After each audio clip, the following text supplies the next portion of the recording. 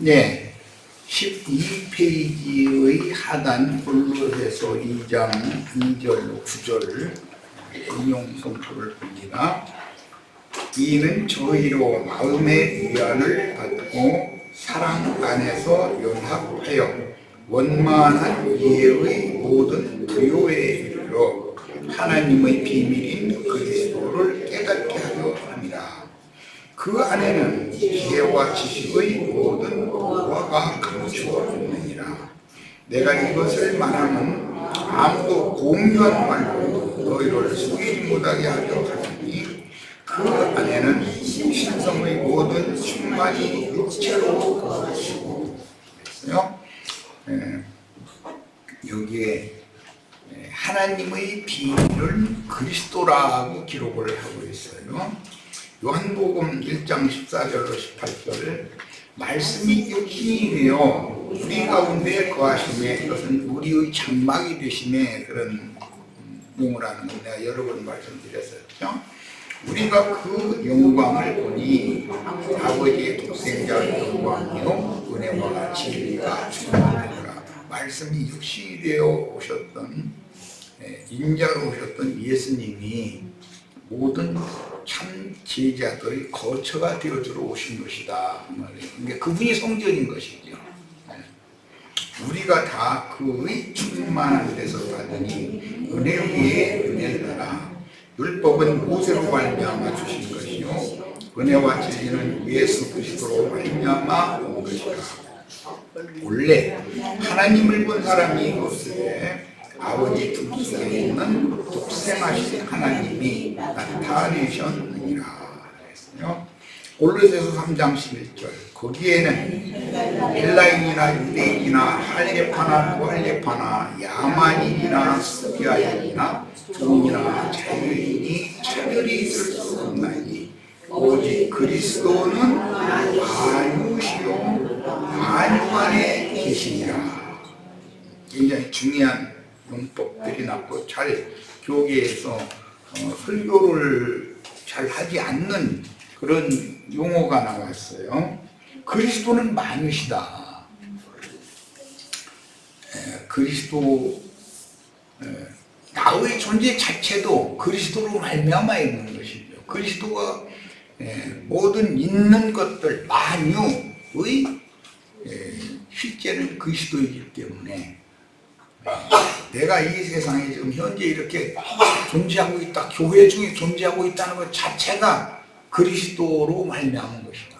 그런 말인데 그리스도는 우리 가운데 거하신다, 우리 거처가 되신다 그 말인데 그리스도가 만유이고 그리스도 안에는 만유가 포함되고 모든 만유의 영장인 사람이 이제 하나님의 사람 그리스도인이 되면 만유이신 그리스도 안에 그리스도가 우리의 영원한 거처가 된 사람이다. 그런 뜻이에요. 굉장히 참 중요한 내용이에요. 자, 요한 1서 1장 1절로 3절입니다. 태초부터 있는 생명의 말씀에 관하여는 우리가 들은 바요, 눈으로 본 바요, 주목하고 음성으로 만진 바라. 성경에 태초라는 용어가 제일 쉽게 눈에 띄는 게 3번 있어요. 창세기 1장 1절 첫 구절이 태초에 하나님이 천지를 창조하시니라고 태초가 나오고 요한복음 1장 1절에 태초에 하나님이라고 하지 않고 말씀이 계셨고 그 말씀이 곧 창조자 하나님이다라는 설명하고 있고 요한 1서 1장 1절부터 3절 사이에 태초부터 있는 생명의 말씀에 관하여는 스스로 계신 야훼 조물주 하나님 예수님을 태초에 계신 창조자다라고 지금 설명하고 있는 거예요.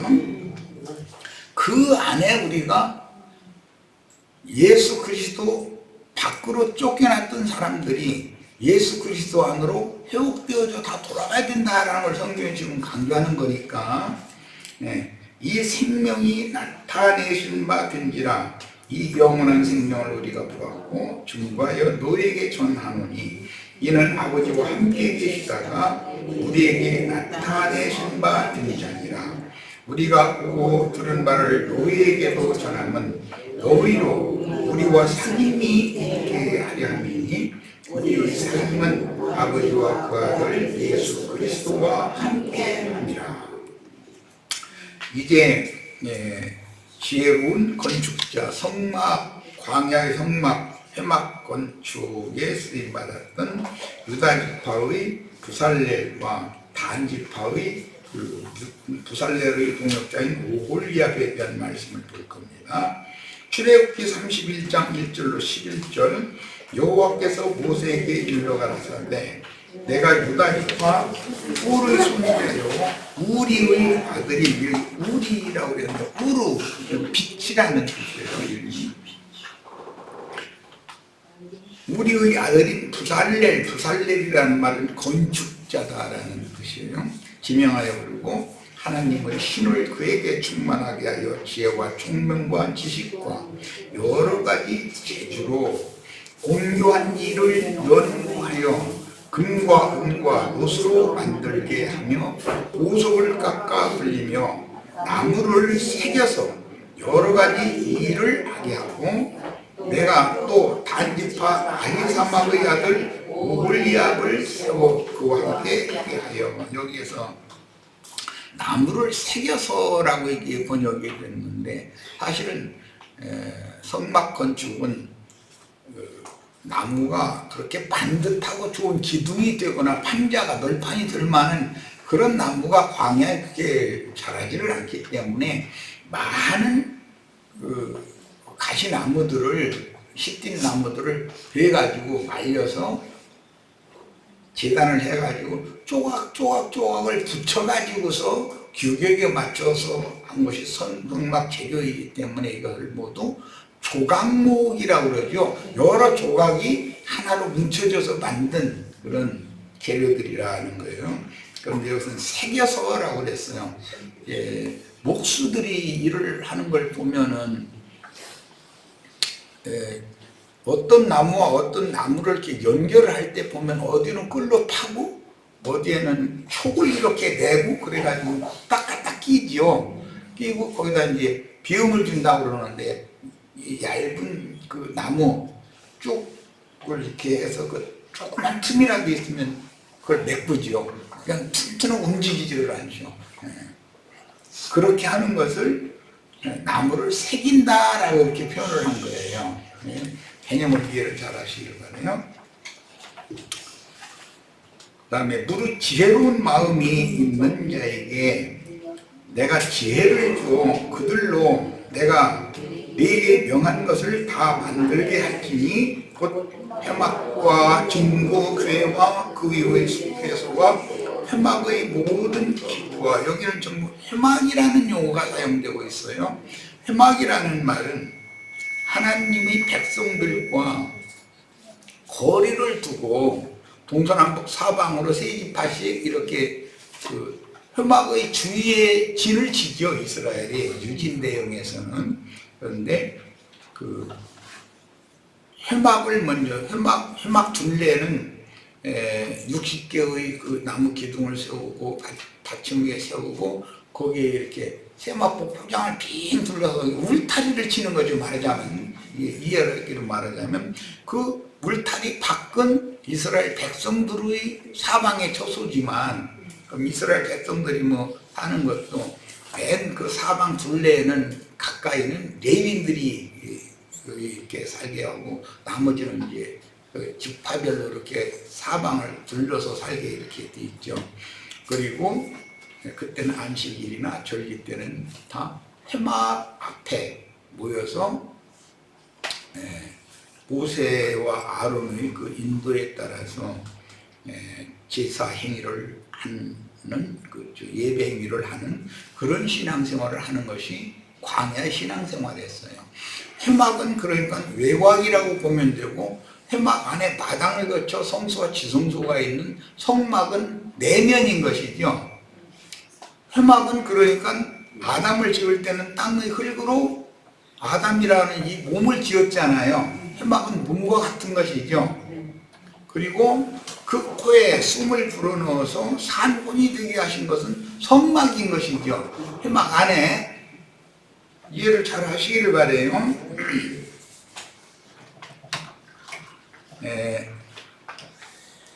상과 그 기구와 종금등대와 그 모든 기구와 분향단과 번제단과 그 모든 기구와 물두멍과 그 받침과 제사장 직분을 행할 때 입는 공교의 짠 의복 곧 제사장 아론의 성의와 그 아들들의 옷과 관유와 성소의 향기로운 향이라. 이 성의에 관한 것이 무슨 교황이니 추기경이니 뭐 신부니 목사니 이런 사람들 보면 그 긴 옷 입고 거드름 피죠.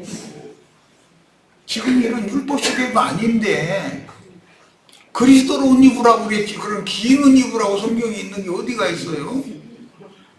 지금 율법 구약 시대로 돌아간 것이 아니잖아요. 그런데 그렇게 해야만 본의가 있는 것처럼 보인단 말이에요. 그런 짓들을 하고 있는 거예요. 그런데 그런 사람한테 가서 막 이렇게 우싱거리고 그런 걸 보면 우리들은 답답하지만 그 세계 안에 있는 사람들이 보면 그게 너무 당연한 것이거든요. 진리를 잘못 가르침 받으면 우리는 이번 집회가 다 회복을 위한 것인가 회개가 필요하다. 교회 생활을 잘못하고 있으면 회개해야 돼요. 그러면 목사 가운이라는 거 있고 신부 가운 있고 추기경이나 교황들이 그 긴 옷 입고 그 거드름 피는 거 그거 회개해야 되잖아요. 그럼 누가 교황한테 가서 당신 이 옷 당장 벗고 이거 회개하라고 누가 할지 저기 우리 저 호주에서 온 자매는 농담주자라고 아주 재밌게 얘기하는 분이니까 사람 기분 나쁘지 않게 교황한테 가서 맘 상하면 안 되니까 회개하라고 좀 하세요. 우리 조이스 자매님은 참 말 잘하는 은사가 해서 가면 들어보면 사람을 맘 상하지 않게 해가면서 할 말은 다 해가면서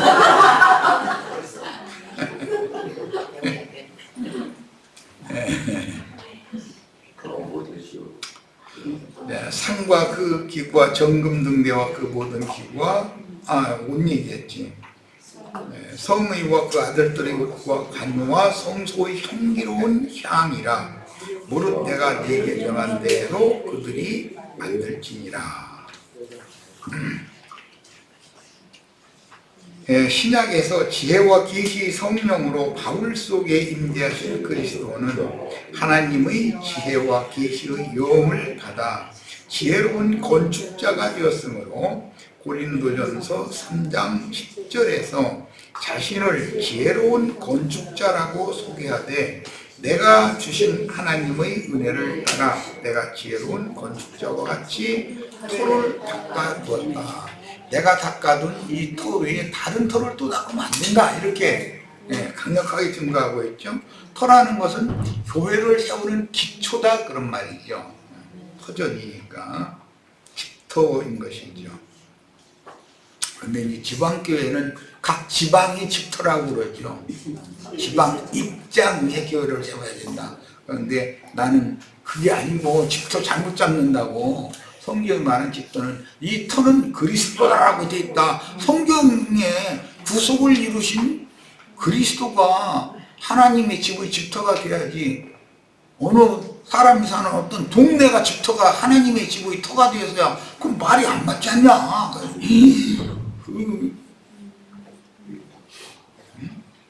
미음재님께서 이게 말씀하신 건데 그 사도의 말씀을 부정하려고 그러느냐고 이렇게 나오면 그 엇박지를 해서 될 일이 아니죠. 한번 생각해 봐야 되겠다 이래야 맞는 거 아니에요. 요 양양 중에서도 여기는 정선리 이 동네 이름은 정선리가 집터예요. 속초시 뭐 무슨 동이 집터예요.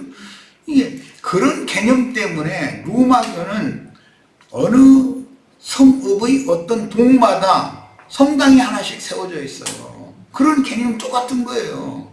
어찌만 네가 말하던 그런 집도 터를, 난 그래서 이건 집터를 잘못 잡은 거다. 내가 직관인데 성경에는 여기다 집 짓지 말라고 해놨다. 구속을 이루신 그리스도가 터다. 바벨사도는 그 터를 닦아놓고 다른 터를 닦지 말라고 명확하게 얘기했다. 그랬더니 막 난리를 내고 결국은 출교를 지키고 이제 그랬는데, 사람들이 자기네들이 뭔가 세뇌당한 것이 있으면 다른 사람의 말을 안 받으려고 그러죠. 좀 생각을 좀 해봐야 되겠다. 좀 더 살펴보자. 이렇게 해야 사실은 그게 신사다운 그리스도인이거든. 자,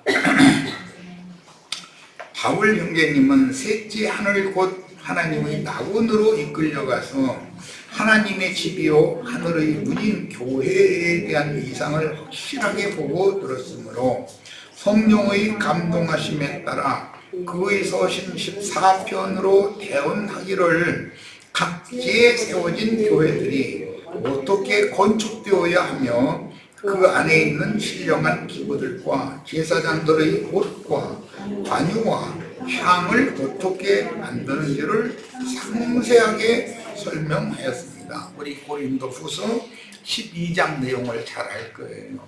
바울 사도가 어떤 사람이라고 했지만 자신을 이제 의미하는 말이고, 셋째 하늘 곧 하나님이 낙원으로 이끌려가서 사람의 말로는 가히 이르기 어려운 많은 계시들을 보고 들었다.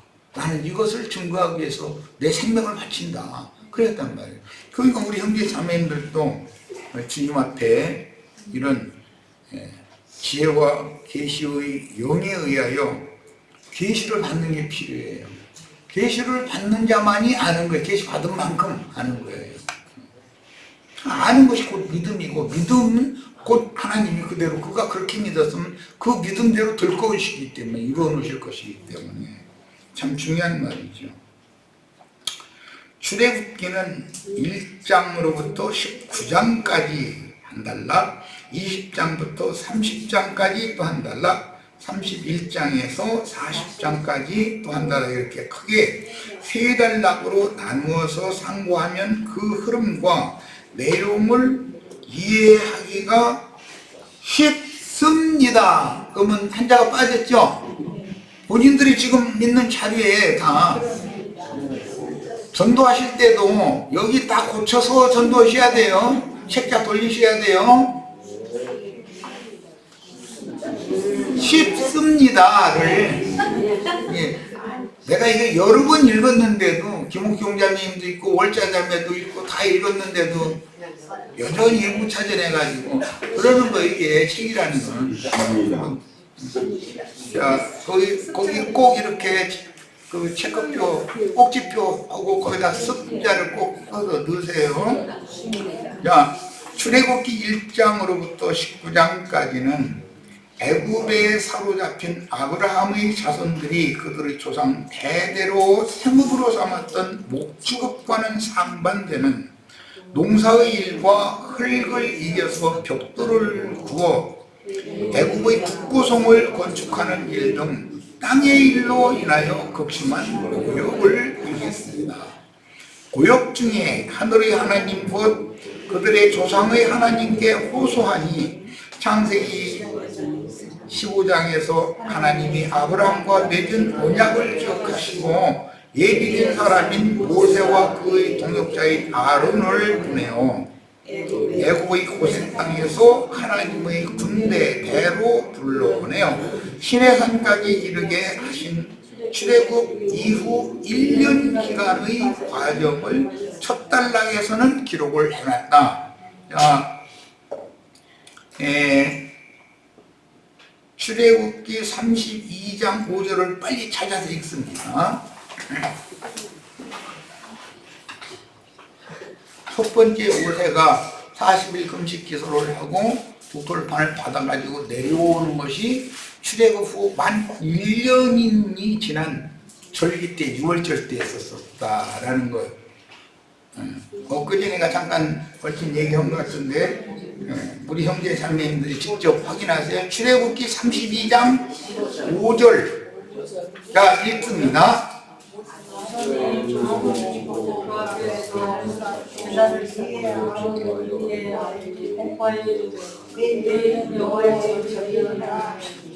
이튿날에 그들이 일찍 일어나 번제를 드리며 화목제를 드리고 백성이 앉아서 먹고 마시며 금송아지 우상 앞에서 먹고 마시고 찌놀면서 절일을 지켰죠. 그 절일이라는 것이 6월절을 말하는 거기 때문에 출애굽이고 만 1년 만에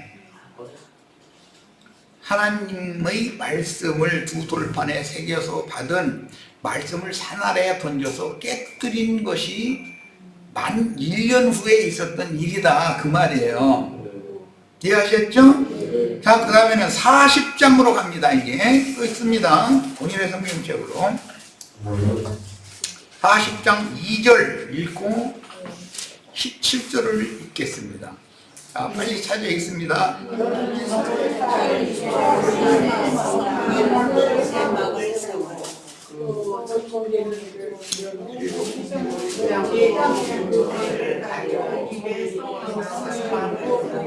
자, 출애굽 이후 만 2년 정월 초하룻날 성막을 세우고 봉헌했죠. 그러면 두 번째 금식을 하면서 시내산에 올라가서 받은 말씀을 가지고 40일 후에 내려와서 백성들에게 이걸 가르쳤는데 그대로 이제 성막을 세웠다 이거예요. 첫 번째는 받은 말씀을 다 깨버렸죠. 두 번째 거는 실제로 세우는 거예요. 두 번째 받은 말씀은 잘 이해를 해야 돼. 그래 성경의 기록이라는 건 함부로 이해하시면 여기 읽어 넘어가면 안 돼요. 첫 번째 파기될 율법이라는 건 유대인의 율법이죠. 세우고 반드시 이루어야 되는 율법은 그리스도의 율법이라고 그래요. 유대인의 율법은 육체에 상관된 의문의 율법, 종문의 율법이다 이렇게 말하고 그리스도의 율법은 생명의 성령의 법이다 이렇게 말해요. 자, 그러면 이제 다시 이 자료 말씀으로 들어갑니다. 우리는 그리스도 율법 생명의 성령의 법에 따라서 교회 생활을 회복해야 되겠죠. 파기되는 법에 따라서 지금 그걸 행하고 있는 많은 것이 문제가 많다 이 얘기를 지금 계속 지적하는 거예요. 그런 생활에 대해서 교회 생활을 잘못하고 있기 때문에 하나님이 파괴해버린 그것을 다시 복원해서 그걸 지키는 것은 저주를 불러들이는 짓이기 때문에 그런 신앙생활에 대해서 회개해야 된다고요. 그리고 주님께서 완전케 하신 새법 그리스도의 율법 생명의 성령의 법에 근거한 그리스도의 율법으로 우리가 주님의 집으로 세움을 받아야 된다 그런 말이에요. 무용을 실상으로 바꿔야 된다 그런 말이에요. 그러려면 잘못된 것은 회개하고 돌이켜야죠. 계시록에 아시아에 있는 7 교회는 회개하라고 그러잖아요. 그러나 하늘의 예루살렘이 이런 장자들이 교회 보고는 회개하라는 말이 없잖아요. 그러면 하나님이 어떤 교회를 원하신다는 건 이미 답이 나와 있는 거니 하나님이 기뻐하시는 교회 생활로 회복해야 된다 이거예요. 우리가 이번 집회에 이렇게 강조하는데 모여서 내가 강조하는 바는 신앙생활을 회복해야 된다. 교회 생활을 회복해야 된다 이 말이에요. 자, 보역 중에 하늘의 하나님 곧 그들의 조상이 하나님께 호소하니 창세기 3장 15절에서 하나님께서 네 후손이 애굽에 내려가서 4대 만에 400년이 차야 나올 것이다 이렇게 약속을 하셨죠. 그런데 그 때가 됐다 그런 말이에요. 출애굽을 한다라는 것은 다 약속을 이루는 것이죠. 앞선 선진에게 약속을 이루는 거예요. 자, 신약시대에는 그 영께서 바울과 그의 동역자인 누가를 세상 임금 로마 황제 카이사에게 보내어 세상 권세에 의해 속박당하던 하나님의 백성들을 불러내어 주님과 그 나라를 세우는 건축자들이 되어 이방 세계 각처에 교회들을 세우게 하셨습니다. 바울 사도가 처음에는 바나바가 주 사도였었고 바울이 수종자였죠. 그러다가 나중에는 바울이 주 사역자가 되고 바나바가 수종자가 됐어요. 그러다가 바울과 바나바의 수종자로 마가 요한을 데리고 다니며 전도를 했다가 나중에는 바울이 신라를 수종자로 삼아서 나가서 전도를 하게 되고, 이런 과정도 잘 알고 있어야 돼. 이제 그래야 이제 오늘 세 번째 시간에 나눌 말씀은 이제 이해가 될 거예요. 시내산에 강림하신 야훼께서는 모세와 그 수종자인 여호수아를 부르셨으며 70장로들을 산 중턱까지 올라오게 하시고 야훼 앞에서 즉 청명한 하늘 아래에서 먹고마시게 하셨는데, 오늘 우리를 셋째 하늘 낙원으로 이끌어 신령한 계시를 듣고 오게 해주시기를 바랍니다. 모세는 신의 산 정상으로 올라갔죠. 그런데 우리는 시온산 정상에 올라가야 된다. 이제 창세기 3장 24절입니다. 이같이 하나님이 그 사람을 쫓아내시고 에덴 동산 동쪽에 그릇들과 두루 도는 불칼을 두어 생명나무 길을 지키게 하시니라. 하나님의 산 아래에는 하나님이 강림하신 산의 지경을 범할 수 없는 백성들인 두루 도는 불칼, 영혼들을 죽이는 지식의 열쇠 말씀이라고 이제 내가 토를 다뤄놨는데, 유대교 지도자들, 유대교의 랍비들이 자신들을 자칭 하나님의 종이라고 그러죠. 그 말은 우리들이 그룹 천사들이다 그 말이에요. 그런데 그들은 뭘 가지고 그걸 주장하느냐? 지식의 말씀을 우리가 맡았다. 그런데 그 지식이 선악을 알게 하는 지식이란 말이에요. 그게. 그런데 그 지식은 그 지식의 말씀은 이제 불칼이라고 그러는데, 그건 전부 휘두르는 대로 다 칼 맞아 죽는 거예요. 그 칼 맞으면 다 죽어. 그들은 다 죽이는 사역자들이죠. 야, 오늘날은 이것이 세속교계의 조직신학 교리들, 로마계의 교부들, 기독교계의 신학자들, 그런 사람들이 꾸며낸 조직신학 교리들이다. 그것을 소지한 랍비들, 이제 그룹들인데, 하나님의 종들인데, 그들에 의해서 생명길이 막힌 저주받은 백성들이 하나님을 대면한 모세가 하산하기를 기다리고 있었습니다. 이 말은 승천하신 예수님이 재림하기를 기다리고 있다 그 말이죠. 오늘날 기독교계가 다 이러고 있죠. 산 아래에서. 모세는 40일 동안 하나님의 성산에 강림하신 여호와 앞에서 금식하며 출애굽기 20장에서 30장까지의 말씀들을 친히 계시로 받았고, 바울은 셋째 하늘로 이끌려 올라가서 사람의 말로는 가히 이르지 못할 신비한 계시들을 받았습니다. 제자들은 항상 주님이 높은 산으로 이끌어서 거기에서 비밀의 말씀을 열어주시죠. 오늘 우리가 지금 여기 양양읍 정선이라고 하는 이곳에 모였어요. 높은 산에 모였어요. 산 아래 동네에는 기독교 예배당 열심히, 성당 열심히 나가는 사람들이 산 아래에서 재림 주님 내려오시길 기다리고 있죠. 맞아요? 모세가 내려오기를 기다리고 있는 산 아래 사람들과 산에 올라간 70장로들은 다르죠. 그런데 그동안에 모세에게 계시하신 야훼의 말씀을 대언하도록 하나님께 위임을 받은 아론이 산 아래의 백성들에게서 거둔 금 귀걸이, 뭐 금 팔찌도 있고 다 있을 텐데 꼭 금 귀걸이들만을 다 꺼내라 그래서. 귀걸이라는 건 귀를 아름답게 하느라고 꾸민 것을 말하는 거지만 사실은 귀라는 건 기능이 듣는 것이잖아요.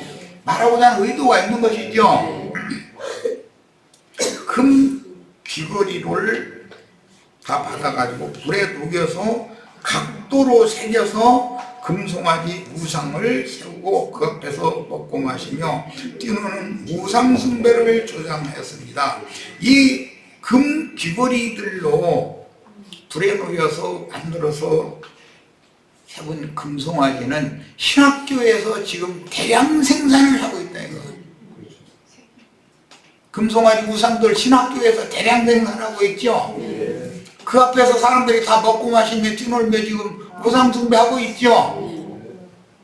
그럼 뭔 성경 해석을 그렇게 하느냐고 이제 이럴 사람이 있을지 몰라요.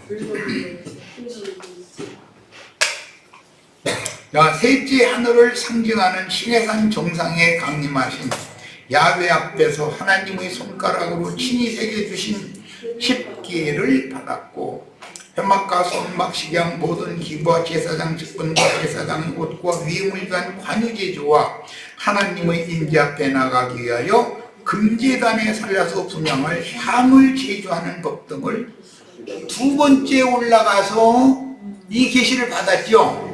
첫 번째는 십계를 받은 것이고 그런데 첫 번째 것은 파기되었고 두 번째 것은 세우는 거다 이런 말이에요. 성막과 해먹으로 세우는 거예요. 산 아래에서는 모세를 기다리다 지친 백성들의 요구에 따라 아론의 주도하에 금 귀걸이를 거두어 불에 녹여 각도로 새긴 금송아지를 세우고 그 앞에서 뛰놀며 절기 축제를 벌였는데 모세와 여호수아가 하산하는 그날이 때마침 광야에서 맞는 첫 번째 6월절 절기날인 출애굽 이후 1년이 되는 날이었다. 그런데 두 번째 말씀을 받아서 세우고 봉헌한 날은 2년 정월초가 됐다. 자, 오늘 두 번째 집회는 여기까지 해서 일단 마치고 한 타임을 더 하도록 하겠습니다.